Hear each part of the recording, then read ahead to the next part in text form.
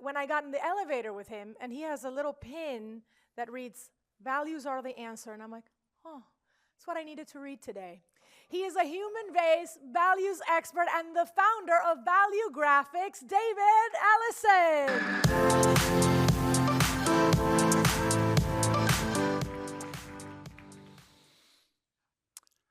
We've made a terrific discovery, and I'm really excited to show it to you today. I'm really excited to talk to you about this because this discovery is all about how we can engage and motivate and inspire and, yes, influence people to do the things we'd like them to do. In order to do this, we've gone out and talked to 1 million people around the world in 152 different languages across 180 countries about who they really are on the inside, what makes them tick, and why they decide to do the things that they do, what drives them. And after looking at all that data, it turns out it's not that difficult to understand people. It's not that difficult at all. People are all about their values. Our values drive everything we do all day long, thousands of times a day. Every decision we make is all about searching for values alignment. So now that we have this massive global database, the first one ever, of what we all care about so deeply that it drives everything we do, we can now build values-driven sales strategies, values-driven leadership techniques, values-driven employee engagement, workplace culture, ESG, DEI, AI in the future of work, values-driven everything, because at its root, everything that happens inside a business is about people. And people are all about their values. Understand values, you understand people. Understand people, you understand business. And this is our chance, my friends. This is our chance to do something very, very important. We can build a values-driven world. We can do very, very well for ourselves. And at the same time, we can do a whole lot of good. And if we look at what's going on around the world today, some of the things that are happening every day when we turn on the evening news, we've made this discovery about how to build a values-driven world in the nick of time. So let's get started. It starts with this base thought, this base level of understanding that we're all in exactly the same business. No matter who you are and what you do and where you work and how big the company is and what your role is within the organization, if you really think about it, you come to work every single day and you're just trying to convince some people to do something you want them to do. Everything else is just layers of bureaucracy and complexity that humans like to lay on top of stuff. We're all just trying to get some people to do something that we want them to do. So it begs the question, how do people decide to do something? Well, let's talk about it from a neurological perspective. A neurologist will tell you that inside your prefrontal cortex there's a little tiny piece called the insula. And the insula's only job, has one job, is to figure out what we're going to do. And it does this in one very, very simple way. It's the only way that human brains know how to figure out what they're going to do next. It takes a look at all the incoming data, the sights, the sounds, the smells, the past memories, experiences, gut-level hunches, and says, all right, if this is the case, we're going to choose door A, not door B. And the way it makes that decision is by comparing the decision against your values. So if something comes along that's good for your family, if family is one of your values, it isn't for everybody, but if it is for you, your insula says, go get that thing. And when you do, when you go get that thing, you get rewarded with a little hit of dopamine. And we all know how powerful dopamine is. The entire social media industry is based on this fact that dopamine is a very addictive substance. We all want as much of it as we possibly can. So we keep coming back to every decision in our life and saying, how does this give me more dopamine? Whether I can be aligned with my values versus not be aligned with my values. If I choose the values-aligned choice, I'm going to get my dopamine. So we all wake up every morning and spend all day trying to find ways to get more dopamine. That's how we make decisions. Let's use me as an example of how this works. I'm going to show you a couple of things about me. It's always a little unnerving when I do this with a group of people I haven't talked to before. Some of you I know, but some of you I don't. I'm a member of this community. I fly this flag with pride. I've been married to the same most wonderful man. Thank you for that. Thank you. Always nice to have those affirmations. Been married to the most wonderful man in the world for the last 30 years. Definitely married above my station. And you know what? Every year during Pride, the entire business community tries to convince me that they know who I am and tries to get me to do something that they would like me to do. They want me to buy their thing, subscribe to their thing, whatever it might be. And the way they do that is by stereotyping everybody who flies that flag and says, you know, you're all about glitter. We have a glitter-free life, my husband and I. It's an improper and a ridiculous idea about who we are based on stereotypes. Here's another flag I fly. Canadians in the room will understand what this one is, but for my American friends, I'm an Indigenous citizen of Canada. Thank you. I'm a member of the Métis Nation, and just like the other labels I wear, it doesn't tell you anything about who I am on the inside and how I make decisions. I want to tell you one more quick story. Every day when I'm at home, I walk up the street to the gym. These are my gym gloves. And I always go at about 4 o'clock because I see the same group of people there. And they mean a lot to me. They're kind of my family. Some of us are young, some of us are old. Some of us are wealthy, some of us are just scraping by.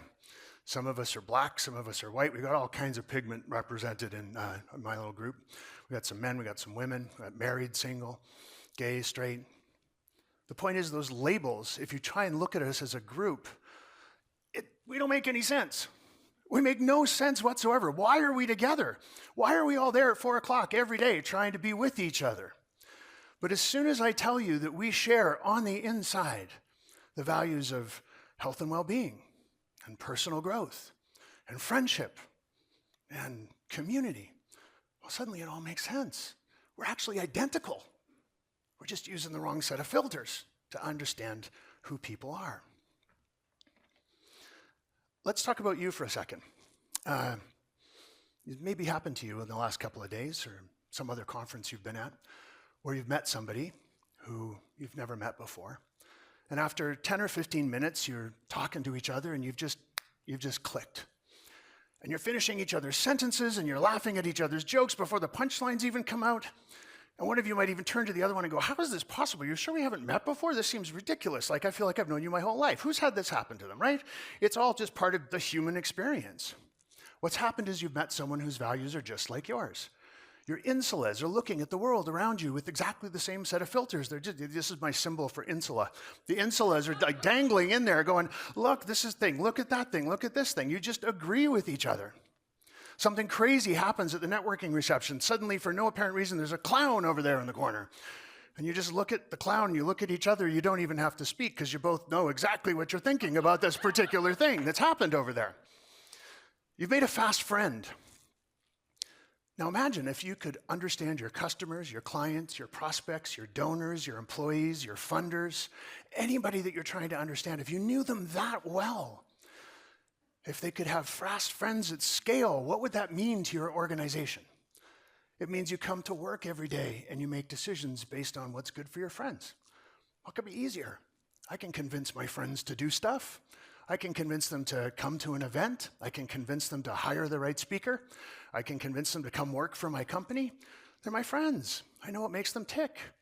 So if we understand fast friends at scale and we understand their values, that's the kind of superpower that we can have. There's 9 billion of us on the planet, and every morning we all wake up every day and make thousands of decisions a day based on what aligns with our values. Values are the most powerful force on earth. They're driving all of us to do everything we do all day long. So we've turned values into data. We've made it possible to understand with empirical precision what values are in play in any given situation. I've done 1 million surveys, 152 languages, 180 countries. There's data geeks in the room. You'll like knowing that it's a plus or minus 3.5% level of accuracy, 95% level of confidence. That means it's more accurate than you need for a PhD at Harvard or Yale, Cambridge, wherever you want to go.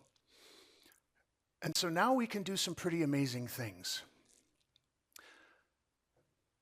A few years ago, when Donald Trump first entered the political arena in the United States, I very selfishly thought that this would be a really great moment for me to get some press coverage.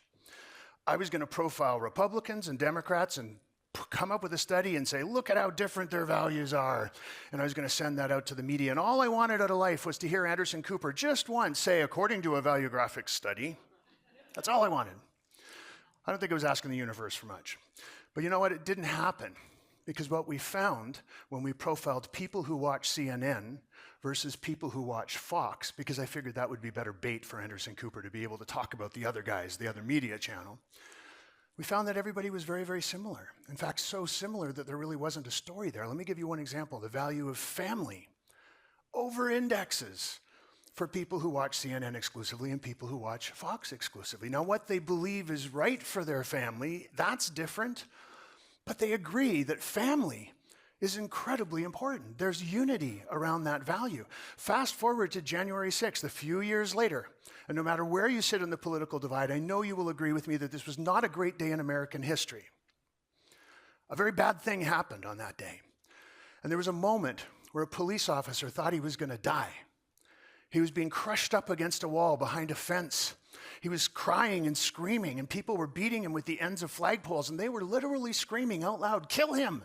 Kill him!" Until he said, "I have kids." And they stopped. They didn't kill him. That shared value of family saved a life that day, saved a soul. And it also saved the souls of all those people who, caught up in that moment, would have otherwise been murderers. That's how powerful values are as a unifying force, and we can bring that into our organizations. Now, I want to tell you one more story. I was speaking at a conference in Florida, an organization for people, an association for people who own companies that employ the blue-collar trades. And they'd asked me to come and speak about how do we get more people into the blue-collar trades? How do we get more people to come into apprenticeship programs and become plumbers and carpenters and electricians and HVAC technicians and all those really essential, useful professions? So we did our work. I got up on the stage and I said, okay, listen, you found one thing I want to talk to you about. The value of service to others is off the charts high for people who are considering a career in the blue-collar trades.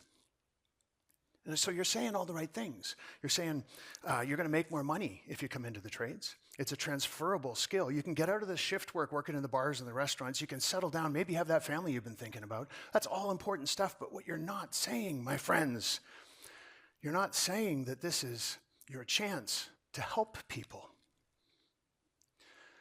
And so I got down off the stage, and this guy comes up to me afterwards. And he says, listen, I want to tell you a story. I have 7 offices across the southern United States in 7 different cities, and in each city and in each office there's a fleet of vans, and in each fleet of vans there's one pink van, because all the money from that van every day goes to fund breast cancer research. I said, wow, look at you, my friend. You found this value without... He said, no, that's not the story. The story I want you to know is that my guys, because it's still largely guys in this world, my guys fight over who gets to be in the pink van every day. That's how powerful it is when you can identify the values of the people that you're trying to engage and motivate and influence and get them to do the things you want them to do. Let's talk about a little study we've done just for you. Now, I'm going to whip through some data here, and I've put together the most extensive takeaway package ever. You're going to get a QR code, and in that package, it's deceiving because there's just a few pages, but there's a link in there. Never done this before. This is just for you because you're my friends and my family. There's a link in there that takes you to the full research report, pages and pages of spreadsheets of insights and information you can use to help you use the values of people who are booking clients for a living but not using bureaus. How can you use their values to frame up your messages and programs so that you can convince them that they should be using your bureau? This is the QR code. I'm going to give it to you again once more at the end. There's learning on demand videos in there. There's those links out to the spreadsheets. There's even a little video of me walking you through the spreadsheets so that you understand how to use the stuff in the spreadsheets. And of course, the offer's on the table if anybody wants to call and have a chat and walk you through it in person and show you how to use this information. I promise this is the only chart I'm going to make you look at today. This is what it's all kind of about, though. The green line is people who don't use bureaus, planners who are not using bureaus. The pink line is people who are. Look at, there's some radical differences there. There's 3 points, 3 values: loyalty, creativity, and employment security. Now, I'm going to whip really, really quickly through those 3, because if you frame messages up around those, they will land and resonate and motivate and engage and inspire people who are not using bureaus and should be. So the question on the table is, how can you end up being fast friends with prospective clients? So the first one, loyalty.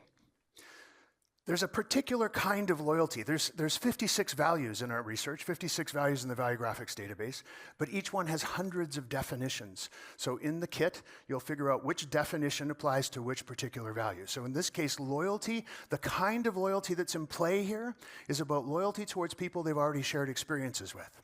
So I'm going to give you an idea. Now, this is me. I don't run a bureau. So the whole point of these ideas, we just call them thought starters. This is just for you to see how I've taken a value, a piece of data, and said, oh, here's something you can do with it. You're going to come up with way better ones than me. You can absolutely ignore these and go, David, that's the most ridiculous thing I've ever seen in my life, but I see where you're going with this, and here's something we could do instead. So why not have a loyalty rewards program for clients? And why not have those loyalty rewards be about experiences that you can share with them? Experiential loyalty rewards programs would make a ton of sense for this audience. The second power value I want to drill into a little bit is creativity. Now, the kind of creativity that's in play, the specific definition of that value's data point.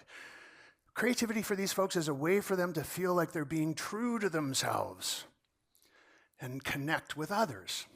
So in the bureau industry, how might you use that? Just a thought starter. Why not just ask this question when you're talking to a client about a new event and say, hey, what's your creative vision for this event? I get the briefing documents from bureaus all the time that tell me what the demographics are of the people who are going to be in the audience, how big the room is, where I'm supposed to be, what time the tech check is, what the theme of the event is, and all of those other sorts of things. But not once have I ever had a brief that comes to me and says, here's creatively what they're hoping to achieve with this. Allow these people to be the creative professionals that they believe they are and get them that values alignment. The third one, employment security. The specific definition around this is about being stable. They want to be stable in their current job before they're going to do anything to try and advance their own career, whether that's getting a promotion or changing jobs or whatever it is they might be doing. Now, what you all have in common is a huge stable of people who are experts in various aspects of business. So why not become a client career college? Why not offer them the opportunity to have one-on-one time or learning on demand videos or webinars or however you want to do it, give them access to your experts and have those experts tailor their presentation, their talk, their whatever it is around their own careers, not the event, not sales strategy for the organization that they work for, but their own careers. How can you get the promotion you want? How can you ask for a raise? How can you use the values of the C-suite in order to get them to pay attention to you? Whatever the topic might be that the speaker can contribute. None of those ideas may seem revolutionary. No one's going to light their hair on fire and run out of the room screaming. But the point is that the guesswork is gone. Because when we're brainstorming now, when you know what the values are of a group of people, you can just say, well, gee, it has to be about these things, and if we are about those things, it's going to work. This is statistically accurate information, plus or minus 3.5%, 95% level of confidence, more accurate than you need for a Harvard PhD. So make your ideas about the shared values of the group that you're trying to inspire, motivate, and engage, and they will work.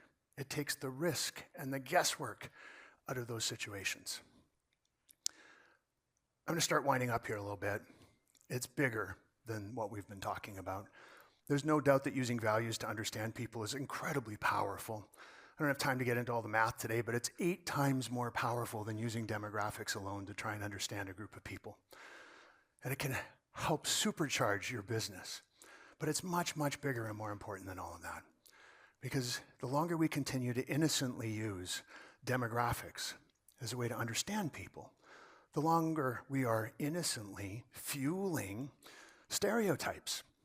Because when all you know about people is their labels, what else can you do except leap to stereotypical ideas about who those people are? I'm not about glitter. The labels don't work. I am not like every other man out there. I'm not like every other man who earns $1 a day. I'm not like every other man who's self-employed and married and earns $1 a day. That's a terrible way to try and understand people. So you end up using stereotypes because what else have we got? Now, those stereotypes in themselves are just not useful. They don't work, and they can be harmful and hurtful. But the worst part about those stereotypes is they are the fuel for ageism and sexism, racism, homophobia, ableism, classism, and carry on with that terrible, terrible list. We are innocently fueling those fires by continuing to use demographics to try and understand each other. Outdated labels that have nothing to do with who any of us are inside our hearts. But here's the good news. It's really good news. It's so easy to fix this. You start by changing the way you look at yourself. Realize that you are a values-driven human being waking up every morning just looking for more of what you value all day long. And if you do that consistently, you will change the way you look at other people. And enough of us change the way we look at other people, something magic will happen. Our values will start to bring us together. Our values will unite us. Our values are going to help us build that values-driven world, which is a world I want to live in, and I hope you do too. We can change the world if we change the way we look at each other. One last thing I want to mention today. Very topical. Exactly 1 month from today, on December 9th, I'm going in for a prostate cancer surgery. And I promised myself I wasn't going to get emotional about this because it's a good news story I want to share with you. Because of these values that I know are mine, because we've done a lot of testing on individuals, and guess what? I'm the CEO, so I really know what my values are. Trust me on this. Personal responsibility, health and well-being, and friendships. I've been personally responsible because I got tested early, and I want you to make sure, if you are a man, that you are getting tested and that all the men in your life are getting tested. If early detection will save your life. Health and well-being, one of my primary values. I'm taking all the right vitamins. I'm working out like a crazy person. I'm doing everything I can to make sure that my mind, my body, and my soul are ready for surgery and for the recovery process afterwards. I am aligned with my health and well-being value. And lastly,